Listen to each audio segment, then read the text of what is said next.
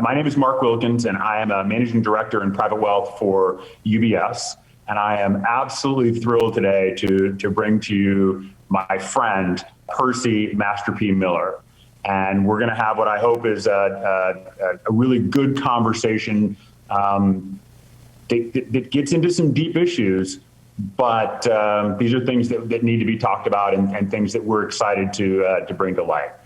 So Percy, let's start right off. You and I have talked a lot in the time we've known each other about bringing health, education, and financial empowerment to Black and Brown communities in the United States.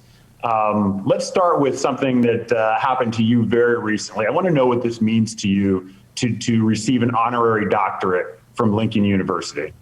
Yeah, no, it's so important to know that you're doing the right thing and people recognize you. And when you talk about bridging that gap with African Americans and Latino, we at the bottom of the totem pole when you talk about financial literacy, when you talk about wealth in America. And we want to change that narrative, and you do that through education. And this honorary for me, this doctor's degree is that step leading to that, saying that we are growing, we are evolving, we are getting better. And it's a process. Education is the most important thing that I know why I'm still successful and why I'm growing and getting better. I constantly feel like, even though some people say you want to be the teacher, but as a teacher, you have to always be the student. I'm constantly learning, I'm constantly educating myself. And I feel like when you talk about building economic empowerment, it starts through education, and it starts with us being able to get a seat at the table. And so me and you talk about it all the time, getting a seat at the table. It starts with us educating ourselves and getting better and not being afraid to say we don't know everything. And we're constantly learning and evolving and growing. Nobody's perfect. I didn't come from a perfect life. I didn't come from a perfect background. So anybody that said, well, Master P, he's successful, he got it all, whatever he's saying, it don't matter because he don't go through the same struggles and pains that we go through. No, I come from poverty. I grew up in the Callio projects. I lived in a 3-bedroom project, not even apartment, with 16 people. And I knew that God had a better situation for me, a different destination. I knew it was going to be tough, a lot of struggling and pain, but I feel like education put me on that journey. And I've been on that journey ever since to get better. And I want people that's watching this to know that you can come from nothing, but you can evolve, you can get better, but you have to be able to commit to what you believe in. And I tell people all the time, everybody got 24 hours. What you do with your 24 hours is gonna determine how successful you are. And success is not just financial. I want people to understand that. It could be spiritual success. It could be personal success. It could be family success. So everybody got a different destination, but you're going to have to be able to spend your time wisely. And that's what I've been doing over the course of my life, making sure that I take my 24 hours and spend it wisely. And that's the way we're going to be able to change. You talk about African American and Latinos, where we are in society for us financially. We have to spend our time right.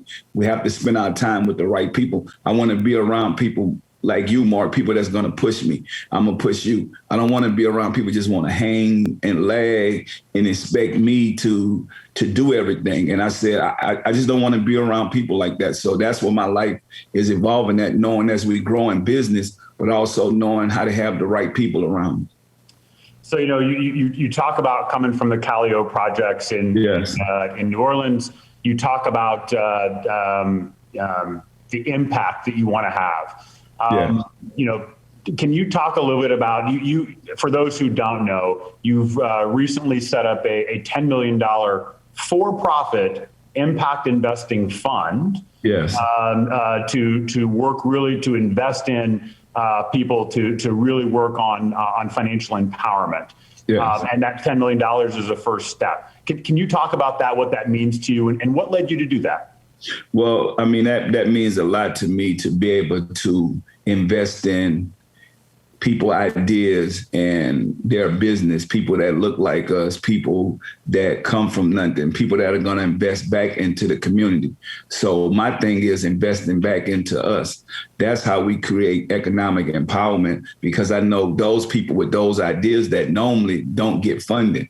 And I'm challenging other successful entrepreneurs and investors saying, let's create these funds and invest in these ideas of people that normally wouldn't get. We have to bridge that gap, because it's a diversity when you talk about funding and giving funding to people that look like us, African American, Latinos, that normally just don't get funding, whether it's a lack of education, some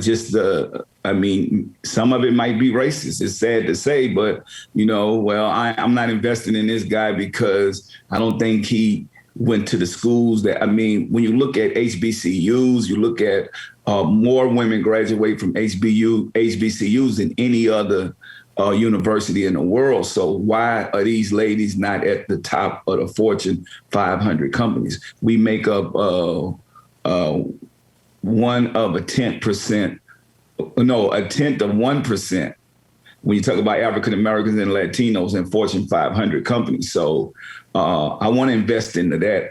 I feel like in order to grow our community, to eliminate poverty, to eliminate injustice, we have to put money back into the community. We have to fund these ideas with people that look like us, that has great ideas, and not just giving their ideas away, but now they can put money back into the community. So that's a passion of mine, and I hope that is not about race. It's not about African Americans or Latinos, but we at the bottom of the totem pole. So I wouldn't want to change that narrative. So now we could, when these companies talk about diversity, we really do something about it and have a plan of action. And it start on the financial side. It start with us investing in our community and our culture. So that's just a passion for me. I love all people, Asian, white, Latino, African Americans.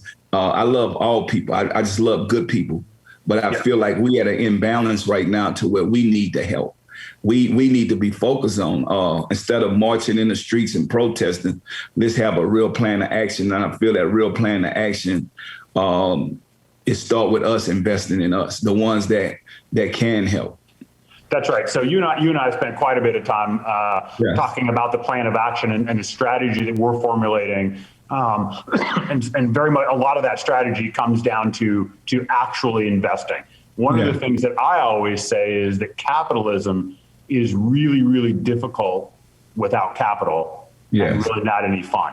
And, one of the things that you set out to be is a lightning rod of bringing in impact capital into the diversity space. We think about three different types of funders. There are corporates, and actually corporates tend to be the smallest direct funder.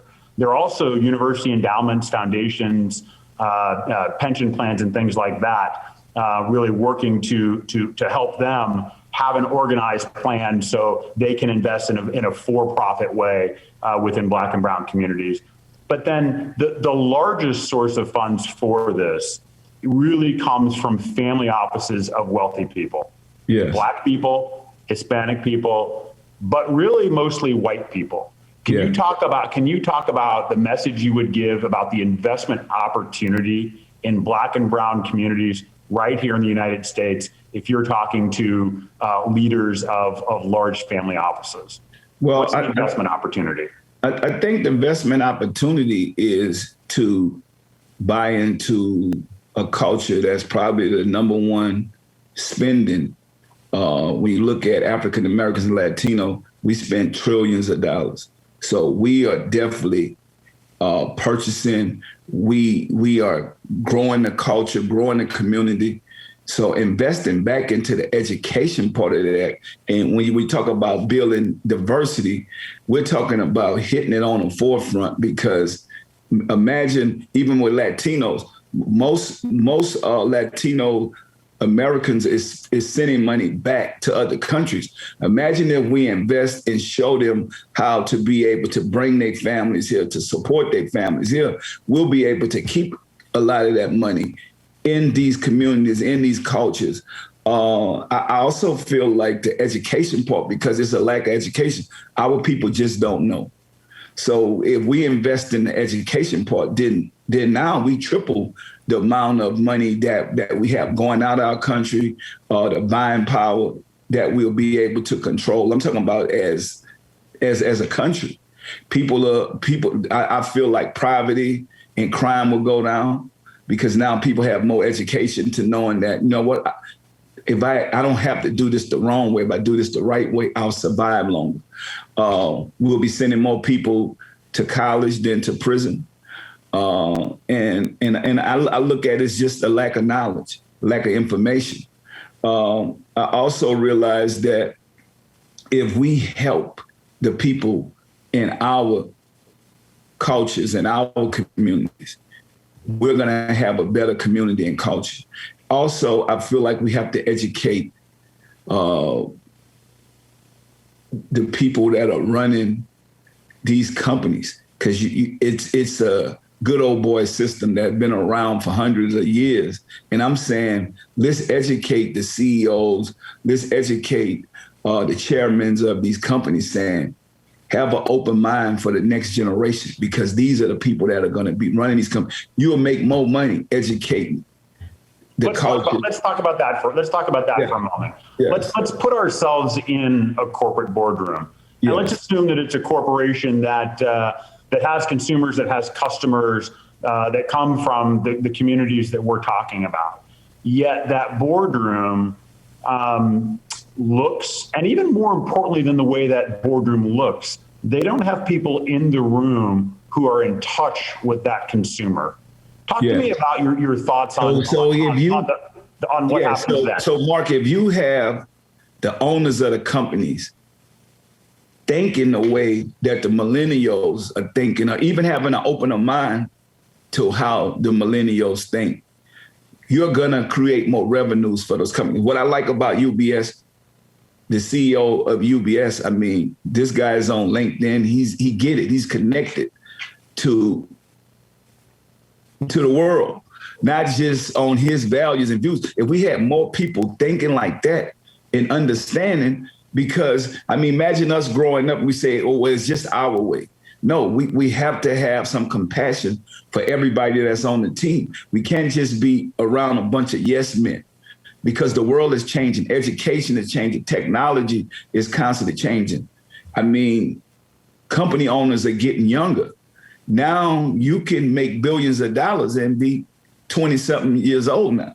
You don't have to wait till you're 50 or 60 years old. Like that wealth gap is changing, because younger people having ideas with the power of technology, the internet, we're able to connect to all types of cultures and people all over the world. So I feel like those boardroom guys that was living that good old boy system has to kind of like be able to rethink and reevaluate the people they put around them and have an open mind, at least have an open mind to the culture and what's going on. If you want to build more revenues for your companies. I mean, look how Facebook and Amazon and all these companies, they have people that has an open mind to how fast technology and time is changing. And you just have to have, I feel like you have to have good people around you, and you have to have a sense of, how do I grow and how do I be a part of not just the money part of this? Like, you have to also have some compassion. What I really hear you saying, and I hear you talk about it a lot, is really the concept of connectivity and bridge building. Yes. You're talking about building bridges between communities and corporate boardrooms. You're talking about building bridges between educational institutions and companies. You're talking about building bridges between employees and senior leaders and shareholders. You're really thinking three-dimensionally about bridge building and human interaction and human connection. Well, that's, think about it, right? That's the longevity. That's where we passing generational wealth down, and we're even in playing fields to where we have an open mind to bridge those gaps, whether equality, justice, when you talk about real estate, you talk about the stock market. Right now the world has changed. I mean, now people are talking about cryptocurrency. I mean, 20 years ago, we wasn't even thinking of that. So we just have to have an open mind because even when you talk about the stock market, how things done change, how you have a company start in the Bay and start a small company like Robinhood.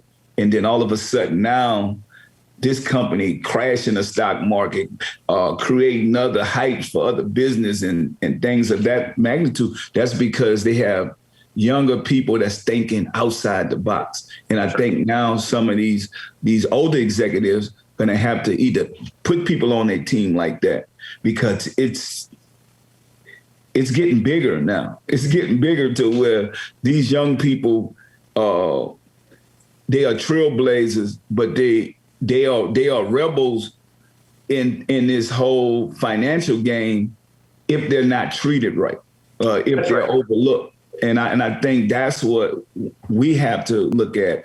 And I think that's been the key to my success, always having an open mind for the next generation, for their views and values and how they see things. And that's what keeps me relevant. So as we've begun our journey on what to do with this $10 million fund that you've created as the first step, we've looked at things, a wide variety of things, from very healthy food and food technology investments, healthcare, memory care investments, as we've talked about. There is no culture without memories. Yes. We've looked at investments in sort of private equity, not just in a private equity fund, but in ownership of a private equity firm yourself. As you think about these as maybe the first seeds of what's going to happen with you over the next few years, where do you see yourself as a social entrepreneur 5 years from now into the future? Where do you see yourself, and what would you like that to look like? Well, I see myself as the Muhammad Ali of business. The more I make, the more I give. It's all about connecting to the people. It's all about doing business with integrity, thinking about others, having a real plan of action, and being able to lead that journey to where people don't have to be perfect. People are work in progress. I feel like that's how my life is. I come from hip hop to be able to get into corporate America, but educate myself to where I can get a seat at the table and be able to be a part of a lot of the massive deals that we've been able to be a part of. And it take growth, it take wisdom. And that's why I see myself. I see myself as helping a lot of people. That's the journey I'm on. It's not about how much I could make. It's about how many other millionaires that I'm able to create, how many lives I'm able to change. And I think that's the most important thing for me, helping the elderly and helping the youth, being a part of preparing the next generation. So that's my journey. So for those who don't really know the Master P, and now really, frankly, Percy Miller. Yes. Take them back to No Limits Records and take them back to the mindset you had in establishing No Limits. Yeah, well, I had a mindset of being a rebel and being disruptive. I got into the music business. I started at the retail space. I opened my own store at 19 years old, and No Limit was a record retail store. And I took that store from making no money to making $5,000 a month to $10,000 a day. And I went from having nothing, a kid coming from the project, coming from poverty, to building an empire. And it all took hard work, being able to understand marketing. I went to the University of Houston, where I studied business communication and marketing. And I knew that it was a need in the music business. It wasn't too many African-American, Latino, minority-owned companies. I probably was one of few. And we took that business to being a small business to making Forbes top 40 under 40, and chasing the American dream. Took a lot of hard work, having experts, building a team, and that's what No Limit and building P. Miller Enterprises is all about. Starting from not being afraid to invest in yourself.